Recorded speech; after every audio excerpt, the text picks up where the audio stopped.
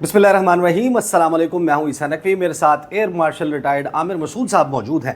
आमिर साहब, 2019 में फरवरी का जो एपिसोड था उसके फ़ौरन बाद आप उस वक्त ख़ुद भी सर्व कर रहे थे। मोदी ने एक तकरीर की थी, उसने कहा कि अगर आज राफ़ेल होता तो नतीजा मुख्तलिफ होता, तो अब तो राफ़ेल भी था। अब सवाल सबसे बड़ा ये है जिसके ऊपर पूरी दुनिया बैठकर सर पकड़ कर बैठी है, खोज लगा रही है कि एक ऐसा जहाज़ J-10C जिसके रडार की रेंज में राफ़ेल मौजूद नहीं था, उसका किल कैसे अचीव होता है इतनी हंड्रेड्स ऑफ किलोमीटर्स दूर, जहाँ तक उसके रडार की रेंज नहीं है J-10C के, उसको कैसे, ये कौन सा किल नेटवर्क था? जी बिल्कुल, मैं आपको इसको बहुत अच्छे तरीके से इंशाल्लाह कोशिश करूँगा बता सकूँ। इनके तीनों सिस्टम जो थे, जो राफ़ेल था, S-400 था और इनके जो UAVs इस्तेमाल हुए, ये तीनों दुनिया के बेहतरीन सिस्टम समझे जाते हैं और अभी भी ये समझे जाते हैं कि राफ़ेल जो है दुनिया का बेहतरीन जहाज़ है, S-400 दुनिया का बेहतरीन एयर डिफेंस मिसाइल सिस्टम है और हेरॉन जो है वो दुनिया का बेहतरीन UAVs में से है जो एयर डिफेंस, किसी भी एयर डिफेंस को वो ख़त्म कर सकता है, जो आर्मीनिया और अज़रबैजान की जंग में हमने देखा भी। और इसी तरह S-400 जो है दुनिया की बड़ी सारी एयर फोर्सेस ने लिया है, बिकॉज ये एक बैटल हार्डेंड सिस्टम है। टर्की ने भी लिया हुआ है और उसने F-35 को फोरगो कर दिया था ये सिस्टम लेने के लिए। और तीसरी राफ़ेल तो है ही बहुत पोटेंट जहाज़। अब आ जाती है ये बात कि किस तरह इनको शूट डाउन किया गया। देखें, ये एक बहुत कॉम्प्लेक्स बैटलफील्ड थी जिसमें ये लड़ाई हुई और इसमें 125 के करीब जहाज़ थे जो दुनिया की मैं समझता हूँ मॉडर्न वॉरफेयर में इसको बहुत एक सबसे बड़ी जंग कहा जा सकता है, फ़िज़ाई जंग। सही। और दुनिया वर्ल्ड वॉर के बाद इसमें सबसे ज़्यादा जहाज़ों का को इस्तेमाल किया गया और मॉडर्न वेपन्स इस्तेमाल किए गए जिनकी रेंजेस 200 से लेकर 300 किलोमीटर तक थी, जो हवा से हवा में और हवा से ग्राउंड में भी मारे गए।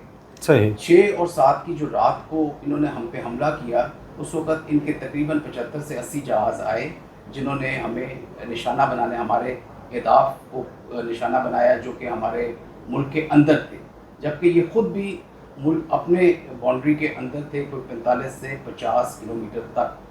सही। ये बड़ी एक यूनिक वॉर है जो जिसको स्टडी किया जाएगा, जिसमें से लेसन ड्रॉ किए जाएंगे और दुनिया की जितनी मॉडर्न एयर फोर्सेज हैं इससे बड़ा कुछ सीखेंगे। अब ये एक डिफरेंट डायनामिक्स हो चुकी है एयर वॉरफेयर की, और स्पेशली जब आपके कंटिक्यूस बॉर्डर्स हों, आप नेबर्स हों, कि आप सरहदों के पार नहीं आ रहे लेकिन अपने ही बाउंड्री में रहते हुए आप दूसरे की सरहद के अंदर जो है वो मिसाइल मार सकते हैं, बॉम्ब्स कई ऐसे हैं रेंजेस के मार सकते हैं। तो उन्होंने यही चीज़ की और हमें तब पता चला, हमारे शाहीनों को जो कि हवा में थे 30 से 35 जहाज़, और उनमें फाइटर्स भी थे, उनमें कुछ EW के जहाज़ थे जो उन्हें सपोर्ट कर रहे थे और अवैक्स थे जो भी उनके साथ मौजूद थे। तो जब ये हमला हुआ तो हमें थोड़ी देर बाद इस चीज़ का एहसास हुआ कि इन्होंने ये अपने मुल्क में रहते हुए हमारे टारगेट्स को इंगेज किया है जो कि 100 किलोमीटर तक भी मौजूद थे और उन पे इन्होंने एक मिसाइल्स जो हैं वो फेंके हैं हवा से ज़मीन पे। जब इस चीज़ का पता चला तो हमारे शाहीन जो हवा में थे उन्होंने इनको निशाना और इनको इंटरसेप्ट करने की कोशिश की और उसमें J-10 भी मौजूद थे, JF-17 भी थे और F-16 भी थे। तो उन्होंने जब इन्हें इंगेज किया तो उनको जब पता चला कि ये जो सपोर्ट में इनके जहाज़ आ रहे हैं वो ज़्यादातर राफ़ेल थे और राफ़ेल ही वो थे जो कि कुछ मिसाइल्स भी कैरी कर रहे थे, मीटियोर और दूसरे मीटियोर और तो इनका एयर टू एयर मिसाइल है जिसको वो साथ कैरी करते हैं। तो उस वक्त जब हमारी इंगेजमेंट हुई उसमें हमारा जो एक बेहतरीन तरीका ये रहा और जो हम अपनी ट्रेनिंग में बहुत फॉलो करते हैं कि हमारे तमाम जहाज़ जो हैं वो नेटवर्क थे और they were on the same data link और उन्हें एग्जैक्टली पता था कि कौन सा जहाज़ किधर है और उन्हें ये भी पता था कि अपना फ्रेंडली जहाज़ किधर है और फो किधर है, फ्रेंड और फो की आइडेंटिफिकेशन भी थी। उन्होंने जब पता चला कि ये राफ़ेल इस तरफ, उन्होंने सिर्फ राफ़ेल को टारगेट नहीं किया, उन्होंने उसमें Su-30s को भी टारगेट किया और जो मिराजेस थे उनको भी टारगेट किया और MiG-29 भी उनके उधर मौजूद थे पूरे पैकेज में, और Su-30 जो थे वो भी राफ़ेल के साथ उधर मौजूद थे।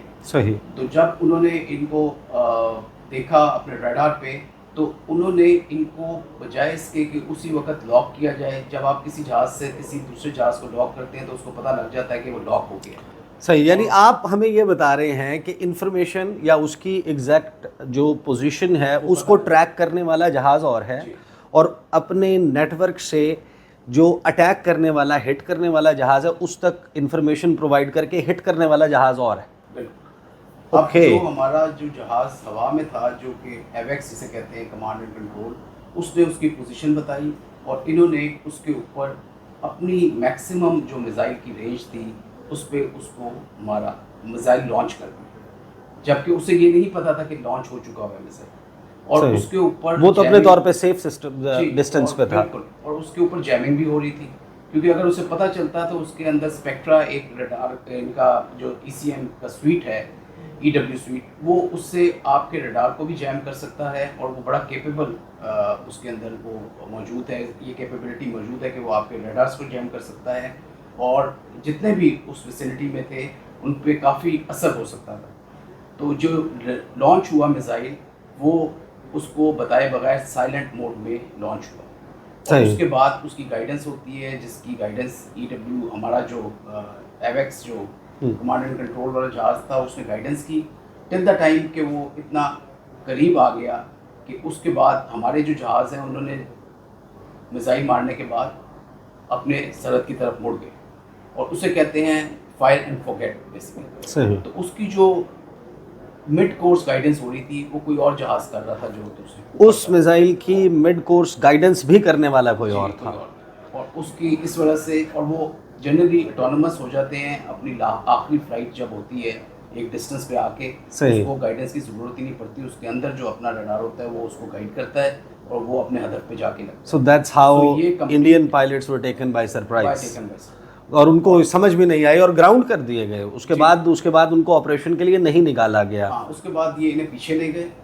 ताकि ये एक महफूज जगह पे रहें, और ये सारी चीज़ जो हुई, ये लगती बहुत आसान है, लेकिन इसमें बहुत सालों की मेहनत है, कि जिसकी वजह से हमने अपने एयर डिफेंस नेटवर्क को इतना मजबूत बनाया कि हमने ये तमाम जो हमारे जहाज़ हैं, तमाम हमारे जो रेडार्स हैं, और हमारे जो हवा में एवेक्स और कमांड कंट्रोल सेंटर्स ज़मीन और हवा में हैं, वो सब इंटीग्रेटेड हैं with a common data link.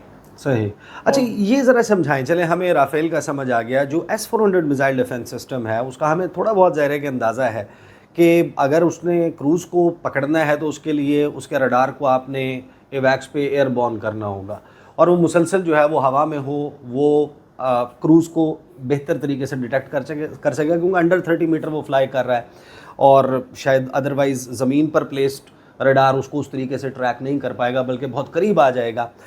जब इंडिया को अंदाज़ा है कि आप इस वक्त एक हालत जंग में आ चुके हैं, पाकिस्तान की तरफ से ऑपरेशन लॉन्च कर दिया गया है, एक ऐसा निज़ाम जो कि बैक वक्त 80-90 टारगेट्स को ट्रैक कर सकता है, 30 को at the same time engage कर सकता है, उनको डिस्ट्रॉय कर सकता है हवा में, उसके बाद अब उसकी अपनी रेंज जो है वो 400-500-600 किलोमीटर है। ये कैसे मुमकिन है कि उसको इतना परफेक्ट किल अचीव किया जाए? S-400 को कैसे हमने इंगेज करके डिस्ट्रॉय किया? देखिए जी, इस तरह के सिस्टम्स में ना बड़े गैप्स होते हैं अगर इनकी नेटवर्किंग सही नहीं हुई दूसरे सिस्टम्स के साथ। सही। क्योंकि जब ये बड़ा ज़रूरी होता है कि जब आपके 100-125 जहाज़ हवा में है, तो जिस मिसाइल ने नीचे से फायर करना है उसको इस बात का अंदाज़ा हो कि वो जो फायर कर रहा है वो अपने जहाज़ पे नहीं कर रहा। जिस तरह आपने देखा पुलवामा में इन्होंने अपना हेलीकॉप्टर मार दिया, और वो बहुत छोटी सी बैटल थी 30 मिनट की, जिसमें वो फॉग ऑफ वॉर एग्जिस्ट करती थी और इनको आइडेंटिफिकेशन का मसला था। इसीलिए मैंने जो बात शुरू में कही कि अगर आपका सिस्टम फोर्थ या फिफ्थ जनरेशन का हो, लेकिन अगर आपका वॉर फाइटिंग का जो कॉन्सेप्ट है और जो ट्रेनिंग सिग्नल है, इंटेलिजेंस वो अगर आपकी पुरानी बड़ी हो, और जो है वो कन्वेंशनल तरीके से और पुराने तरीके से आप कर रहे हो, लेगेसी वाले तरीके से, तो आप अपनी एम्प्लॉयमेंट भी उसी तरह से करेंगे, और उसमें आप उस जहाज़ का या उस सिस्टम का फ़ायदा नहीं उठा सकते। ये उसी तरह से है कि आप एक आईफोन इस्तेमाल कर रहे हैं, उस पर सिर्फ कॉलिंग कर रहे हैं और बाकी उसके फीचर्स को इस्तेमाल नहीं कर रहे। तो हमने जब ये किया, ये देखिए, ये पूरा एयर डिफेंस सिस्टम नेटवर्किंग जो है इसकी और इंटीग्रेशन जो है बहुत ज़रूरी होती है, और फ्यूचर वॉर में ये हमेशा उसी एयरफोर्स को बढ़तरी मिलेगी जिसकी ये इंटीग्रेशन बेहतर है, और तमाम सिस्टम्स जो हैं वो एक ही लिंक पे, एक ही फ्रीक्वेंसी पे, एक ही डाटा लिंक के अंडर काम कर रहे हैं उनको एग्जैक्टली अंदाज़ा होता है। उससे ये फ़ायदा होता है कि डिसीजन मेकिंग बड़ी जल्दी हो जाती सही। है। डिसीजन मेकिंग इस तरह की वॉर में जिसमें बहुत सारे जहाज़ हैं, टेम्पो ऑफ ऑपरेशन बहुत ज़्यादा है, वो बहुत मैटर करता है। अगर आप 3-4 सेकंड्स में उसको नहीं मारेंगे तो वो आपको मार देगा। तो सही। वो 3-4 सेकंड बड़े क्रूशल होते हैं और उसमें आपको एक क्लैरिटी और विजिबिलिटी और ट्रांसपेरेंसी होना बहुत ज़रूरी है उस बैटलफील्ड का। सही। तो मेरा ख्याल में ये पूरा जो सिस्टम है उसमें और बड़े टैक्टिक्स होते हैं तो जिससे आप सितंबर उसके रेंजेस कम कर जी। सकें।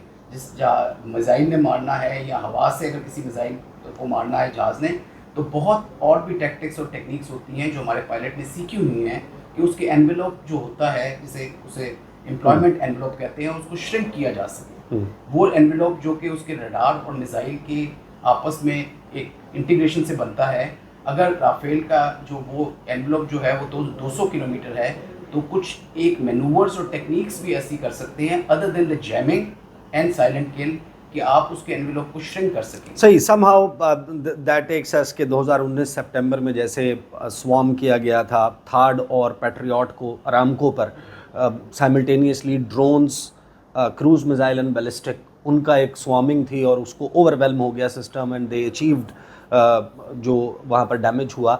But as a fighter pilot JF-17 thunder जो S-400 को उधमपुर में किल के लिए जा रहा है, उस पायलट की क्या फीलिंग होगी? Is it like considered as a suicidal mission कि मैं S-400 को उड़ाने जा रहा हूँ जिसको दुनिया का बेहतरीन निज़ाम कहा जाता है?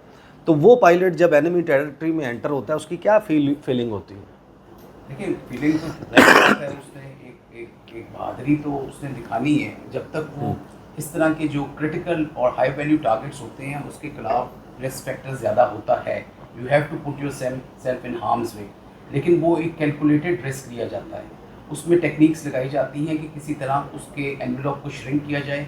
दूसरा डिसेप्शन टेक्निक्स होती हैं जिसमें आप कुछ और फॉर्मेशंस भी लेकर जाते हैं और यूएवीज और ड्रोन्स होते हैं जो उस सिस्टम को जिस तरह आपने कहा सेचुरेट करते हैं, उसकी रेंजेस को कम करते हैं। और तीसरा जैमिंग वाली चीज़ें होती हैं जिसमें सेल्फ प्रोटेक्शन जैमर्स होते हैं, स्टैंड ऑफ जैमर्स होते हैं जो कि उसके एनवेलप को, ये जो आप रेंजेस बता रहे हैं ये मैक्स रेंजेस होती हैं, ये मैक्स रेंजेस पे एम्प्लॉय करके भी वो किल उसकी अचीव नहीं हो सकती, उसकी प्रोबेबिलिटी ऑफ किल कम होती है।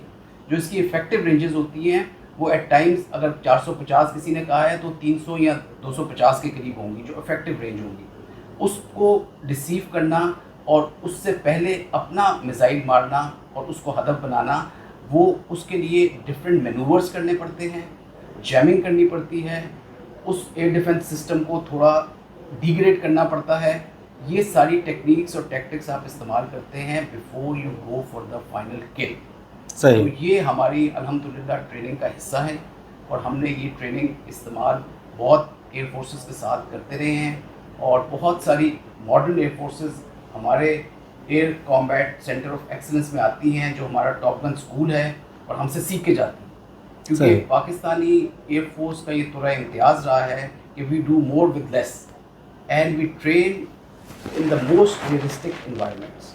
सही। और उस पर कोई कॉम्प्रोमाइज़ नहीं होता। सही। तो हमारी इनोवेशन भी माशाल्लाह बहुत अच्छी है और जो ट्रेनिंग है I can vouch for that कि वो अमेरिका के टॉप गन स्कूल से भी बेहतर है। टॉप गन स्कूल से and the best is yet to come. सही। आमिर साहब बहुत बहुत शुक्रिया, हमारे साथ मौजूद थे। सवालात अभी ख़त्म नहीं हुए, अभी थियरीज़ बहुत सारी मौजूद हैं और इसके ऊपर एक लामुतनाही सिलसिला है। पूरी दुनिया इसको स्टडी कर रही है। इस कॉम्बैट को जो हुई मॉडर्न वॉरफेयर की हिस्ट्री में सबसे बड़ी जंग जो है वो एरियल कॉम्बैट बताई जाती है।